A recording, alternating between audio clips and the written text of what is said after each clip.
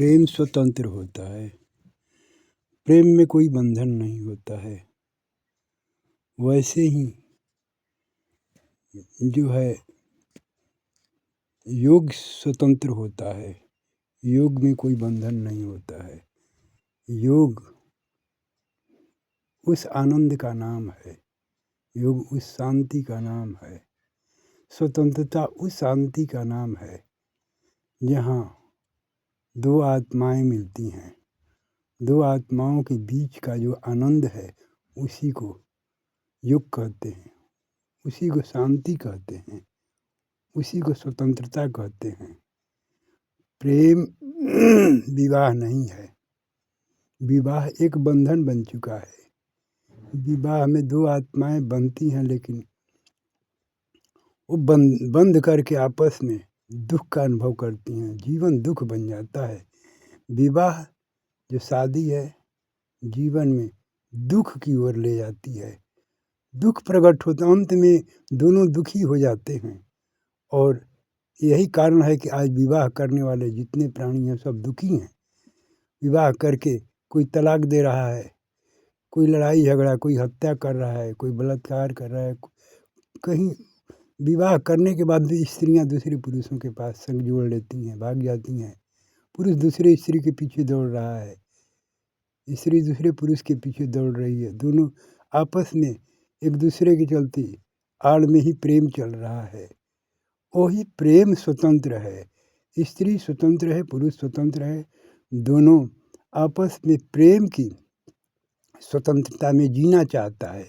ये प्रेम की स्वतंत्रता है जीवन में। और जब तक प्रेम की स्वतंत्रता नहीं मिलती है, प्रेम को स्वतंत्रता नहीं मिलती है, तब तक प्रेम पनप नहीं पाता है। प्रेम आनंदित नहीं होता है। प्रेम शांति को नहीं प्राप्त करता है। प्रेम उस परमात्मा को नहीं प्राप्त कर पाता है। हर आत्माओं की इच्छा होती है ईश्वर की ओर जाना, ईश्वर की प्राप्ति करना, ईश्वर के संग जोड़ना, अपने को आनंद की अनुभूति करना, आनंद के सागर में डूब जाना, अपने जीवन को आनंदमय बनाना। ये हर आत्माओं का, हर जीवात्माओं का अपना एक लक्ष्य होता है, एक अपना विचार होता है। उसी की ओर ये जो है शादी बनाई गई है। शादी में बनने के बाद ये चीज़ें स्वतंत्रता लुप्त हो जाती है। कोई भी शादी करने के बाद सांसारिक कितने बंधन हैं, वो उन बंधनों में स्त्रियों को जकड़ दिया जाता है। पुरुष जकड़ लेता है, हमसे आगे नहीं जाना, हमसे भी बिना कहे नहीं करना है, हमारे गुलामी करना है, हमारे गुलाम में रहना। प्रेम कभी गुलाम नहीं स्वीकार करता है। प्रेम कभी गुलामी में नहीं रह सकता है। और प्रेमी आत्माएं हैं जो आत्मा कभी हर समय स्वतंत्रता का अपना विचार में रहना चाहती है। प्रेम आत्मा है, प्रेम परमात्मा है। प्रेम स्वतंत्र है, परमात्मा स्वतंत्र है, आत्मा भी स्वतंत्र है। अकेला ही आनंदमय रहता है। इसलिए योग से जो है समाधि की ओर जाने का जो सूत्र है वो संभोग का रास्ता है। संभोग एक क्षणिक आनंद जो क्षण भर के लिए प्राप्त होती है, वो कुंडलिनी जागरण का एक सूत्र है। जो कुंडलिनी जागरण से ही उस ऊर्जा को रूपांतरण किया जाता है।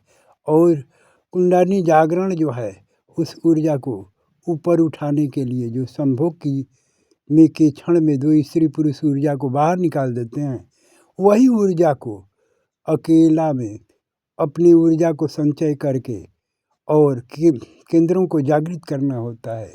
उन केंद्रों से उन चक्रों को जागृत करके उन चक्रों से ऊपर अपनी ऊर्जा को उठाना पड़ता है और उसी ऊर्जा को ले जा करके शस्त्रार्थ तक पहुँचाना होता है। और शस्त्रार्थ तक पहुँचाने में श्वास विधि जो है वो सार्थक होती है। इसीलिए वो क्रिया नहीं होने के चलते जीव अधोगति को प्राप्त होता है, दुख को प्राप्त होता है। अधोगति यानी दुख, नरक यानी दुख का परिणाम होता है, पाप यानी दुख। कोई भी संसार में धर्म ने जो नाम दिया है वो बहुत ही आदमी को भ्रम में डाल दिया है। जो कोई भी धर्म हो, हिंदू, सिख, मुस्लिम, ईसाई कोई भी हो, धर्म संकट बन चुका है आज के जीवन में। धर्म के अंदर में आदमी स्वतंत्र जानता है कि स्वतंत्रता है, लेकिन धर्म गुरु लोग उस वचन में बांध करके बहुत अपने जंजीरों में बांध देते हैं। और प्रेम कभी जब स्वतंत्रता जंजीर को, बंधन को स्वीकार नहीं करता है, वो स्वतंत्र चाहता है। इसीलिए धर्म के अंदर में बंध करके जीव भी परमात्मा को प्राप्त ना करके अंत में निराश हो जाता है, क्योंकि उस योग को नहीं कर पाता। योग अकेला का चीज़ है। योग उस अकेला में परम स्वतंत्रता का दीपक जलता है, परम शांति की दीपक जलती है। और उस प्रेम के स्वरूप जो होता है वो दीपक के लौ के समान होता है, प्रज्वलित होता है, प्रकाशित होता है। उस प्रकाश में जीवन आनंदमय होता है और खिलता है। और वो आत्मा अपना प्रकाश में जब अपने प्रकाश को जब उस योग की समय में जब अनुभव करती है, अपनी चेतना को जागृत करती है, अपने विचार को बदलती है, तो वही योग प्रेम बन जाता है। प्रेम स्वतंत्र होता है और प्रेम वही प्रेम उसका योग। योग दो आत्माओं का मिलन का नाम योग है। और दोनों आत्माएं जब आत्मा परमात्मा मिलती है तो वही समाधि तक जा करके समाधिस्थ हो जाती है, डूब जाती है और वही परमानंद का अनुभव, ब्रह्मानंद का अनुभव प्राप्त करती है, परम शांति को अनुभव करती है और परम दिव्य जो है वो क्षण का अनुभव ही संभोग से समाधि की ओर जाने का एक मार्ग दिखाया गया है। एक मार्ग है जिसमें संभोग से शुरू होती है वह क्रिया और समाधि तक जाके अंत होती है। सहस्रार्थ में जाकर के मिलन होती है दोनों आत्माओं को। और ऊर्जा एक शक्ति है, एक हमारे अंदर में एक बहुत बड़ी ऊर्जा का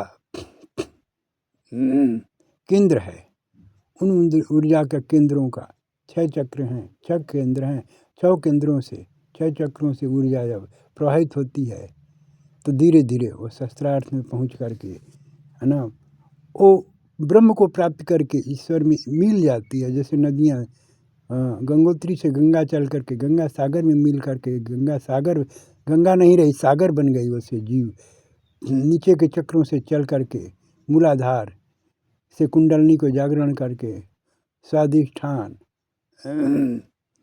जो है मणिपूरक, अनाहत, विशुद्ध कंठ है और फिर आज्ञा चक्र होते हुए वो निकल जाती है अपने सहस्त्रार्थ में। वहाँ वो उस ऊर्जा एक गंगा के तरह पवित्र ऊर्जा है और उस ऊर्जा को कोई रोक करके और नीचे ही गिरा देता है। अपने ऊर्जा एक मणि है, वीर्य है तुम्हारी, और वही शक्ति है, जीवन की शक्ति कहा गया है, जिससे प्रेम की प्राप्ति होती है। दो आत्माएं आपस में जब मिलते हैं तो वही आनंद, वही प्रेम, वही ऊर्जा का देन है जो तुम्हारे ऊर्जा अंदर में सेक्स के रूप में नहीं जानने के चलते उसे जीवन भर निकालते रहते हैं बाहर और बर्बाद कर देते हैं अपनी ज़िंदगी को। जो ऊर्जा है वो नष्ट हो जाती है, वो हमारे जीवन का रत्न है, हीरा है, उसको समाप्त कर देते हैं नहीं जानने के चलते। और वही योगी अपनी योग क्रिया में अकेला में उस समाधि की ओर अपने चक्रों के द्वारा अपनी ऊर्जा को बहा करके कुंडलनी से लेकर सभी चक्रों को वो सहस्रार्थ में पहुंचता है। जब समाधि में समाधिस्थ हो करके और सहस्रार्थ में जब उतर जाता है तो आत्मा वही ऊर्जा है, आत्मा ही ऊर्जा है, आत्मा ही चेतना है। वो स्वतंत्र और परम आनंदमय हो करके अपने दूसरे जीवन को प्राप्त कर लेती है। यही आज का प्रसंग है। आगे ओम शांति शांति।